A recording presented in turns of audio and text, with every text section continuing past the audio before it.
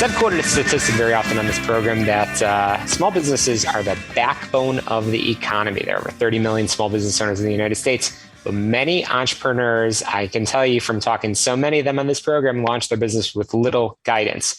That's why I am so excited to be joined by the co-authors of a brand new read, Self-Made Boss, Advice, Hacks, and Lessons from Small Business Owners. And that's Jackie Reeses and Lauren Weinberg. Jackie, the former executive chairperson of Square Financial Services and capital lead and head of the people team at Square, and Lauren Weinberg, the chief marketing officer at Square, join me here on the program. Welcome, ladies. Thanks for joining me on Get Down to Business. Thank you. Excited to be here. Oh, it is such a pleasure. So I like to get to know the people behind the microphone, because I know that this book has been a labor of love. And it was not just writing in your spare time, which I don't know if you have any spare time, but I know it's from your own experiences, firsthand accounts. So if I may ask, what led to the initiation of this fantastic read? Well, first of all, thank you so much for having me. And I will start off and let Jackie chime in. But, Jackie and I both work at Square and spent a lot of time talking to small business owners. And in that time, we heard from them time and time again that they had a lot of unanswered questions, a lot of the things that they needed help with. There was really no source for them to go and find this information. And we also heard that they really liked hearing from each other, and they were full of just amazing, rich insights and knowledge. And during the pandemic, Jackie and I thought there's really nothing out there for business owners that gives them this firsthand advice and knowledge. And what if we could package up the wisdom and insights from the business community and share it back with everybody? Absolutely. And the book is told in their eyes and through their stories. So to Lauren's comment, we take the wisdom from these small businesses across the country and are able to retell it in business frameworks so that you could use it as a self-help guide to start, run, and grow your business. It's super cool and super lovely. It's not just stories, but I know that it's really a playbook for hopefully everybody that's tuning in Chicago and around the world on their entrepreneurial journey.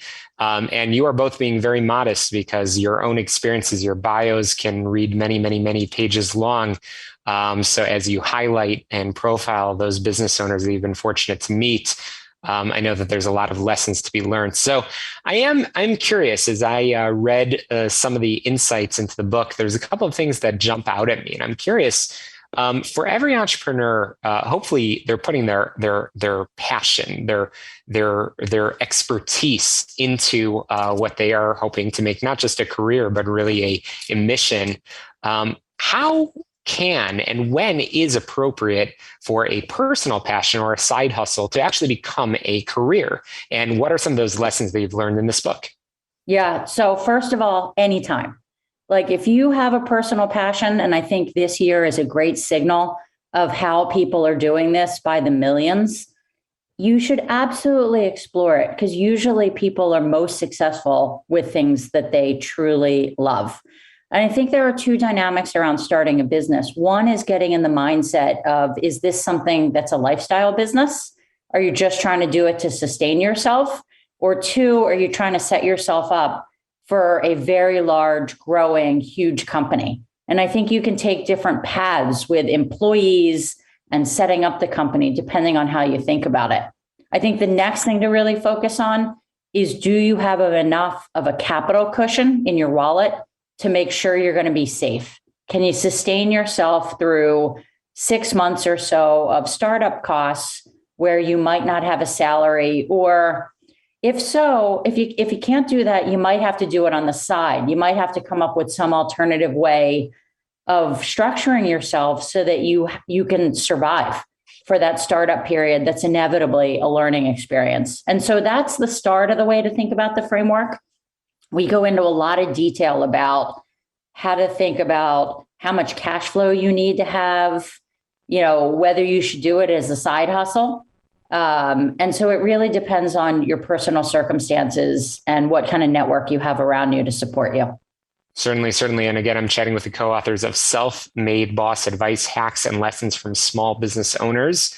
I'm chatting with Jackie Reeses and Lauren Weinberg, who share from their conversations with hundreds of small business owners and a wide range of experts to talk and provide a guidebook and a playbook for new and aspiring entrepreneurs. And while we don't want to share all of the secrets of the book, because I know it's officially released in just a couple of weeks from now, and of course, we'll send people to your website. Just before we take a quick break, I'm fascinated by two stories in the book in particular. A female entrepreneur breaking through a male-dominated industry of roofing, and a dentist transitioning out of their business. Tell us what inspired you as you talk to all these entrepreneurs. And I mean, some of these stories are just fascinating. Yeah, so I'll say Letitia Hankey, who is the woman that you're referencing, who broke through by being a Black female roofing person, ran her business in Oakland, California. And I think her story is really just incredible. And when we spoke to her, it was clear that she's sort of poured her heart and soul into her business. She's faced a number of hardships, and we were just, Jackie and I both, incredibly inspired by her resilience and the fact that she really wanted to put her identity out there and make sure that anybody who wanted to work with her knew exactly who she was. And then, ironically, the story of the dentist is actually my dad. And so after seeing my dad go through the process of transitioning out of his business, I thought there's a lot that, he sort of learned the hard way in that process. And so wanted to include his journey in the book as well. I have so many more questions for you, but we've got to squeeze in a very quick break here and get down to business. We'll be rejoined by Lauren Weinberg and Jackie Reeses as we continue conversation about Self-Made Boss here and Get Down to Business in just a moment. Don't touch that dial.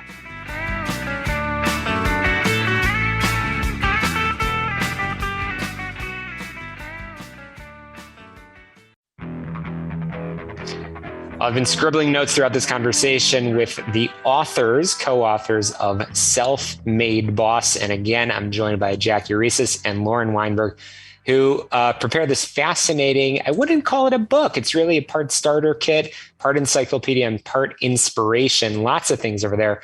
So Lauren, Jackie, I'll go over to you first. And, all these chapters, they all have so many stories, but they're really all covering a different area of expertise. Can you tell us sort of how you worked on this book and sort of preparing all of these aspects of advice? Yeah. Well, first, every chapter is written based on the insight and questions that we've heard for years while working at Square. And so the chapters are written by topic, like HR, operations, hiring, how to get a loan, finances, technology, dealing with roadblocks. And so each chapter you could pick up when you need it, so that if there's something that's on your mind, like HR and hiring, you can really just pick it up and use it as a guide. It's not meant to be something that's read cover to cover. It's really meant to be picked up as you go, and you want to learn from others who are dealing with similar issues. We thought it was easy, approachable, and snackable. Awesome. And I know that in the book, you actually cover quite a bit about funding, which is something that's on every entrepreneur's mind. Can you briefly touch on that? Yeah, getting a loan is one of the hardest things for small businesses. And it's one of the topics we cover in a lot of depth so that we could help micro businesses figure out how to present their financials, where to get loans, whether they should be looking at companies in the fintech space, so online lenders, so that they could help finance their business. It's usually one of the most confusing elements for a small business. And we go through a lot of detail to lay out different options for small businesses to raise capital.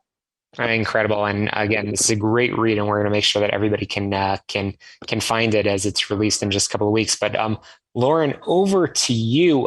This is a book written by real people for real entrepreneurs. And I just want to sort of touch on, again, that aspect of things of sort of the lessons that are applicable really to the small business owners, to those entrepreneurs. I mean, what is that big takeaway that you have as you talked about your dad? And I'm still smiling from that piece of things, that real sort of the frame of mind that you were in as you talked to these folks and made it relevant to small business owners that might be tuning in tonight. Yeah, so I would say there's so much in here, and I think that to Jackie's point, the goal was to make it really approachable Financing is obviously a really challenging part of running a business, but one of the other things that's really challenging that we hear from business owners is the marketing side of things. There's so many platforms that business owners have to learn how to use. And so we also touch on that in a lot of detail. And I would say, the idea of the book is that it's actually told through the perspective of these business owners. So it's the things that they've done, their actual hacks and their lessons, what they've learned about the platforms. And additionally, we also interview a number of specialists in the book, so experts in these fields.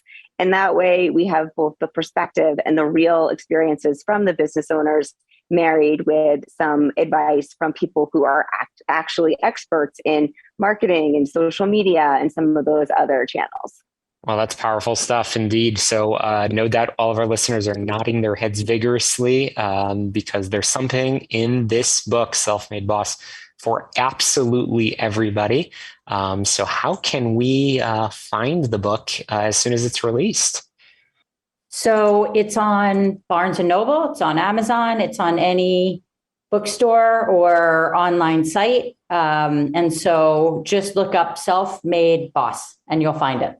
Self-Made Boss. I know the website, selfmadeboss.com. It's fantastic read. You can get the free excerpts right now. Pre-order the book and it will be available wherever books are sold. Amazon, of course, Barnes & Noble Bookshop, so many other places. It's a great read, something in there for everybody. And Lauren and Jackie, I can't wait to have you back on the show, all about small business, jobs, and entrepreneurship. Thanks so much for joining us. That's a wrap for us here this week. We'll be back next Sunday at 6 p.m. right here on AM 560 The Answer or on your favorite podcast app. Be sure to download, rate, review, and share. It really makes it easier for others to find it. Get on my website, shalomklein.com. To success, let's get down to business.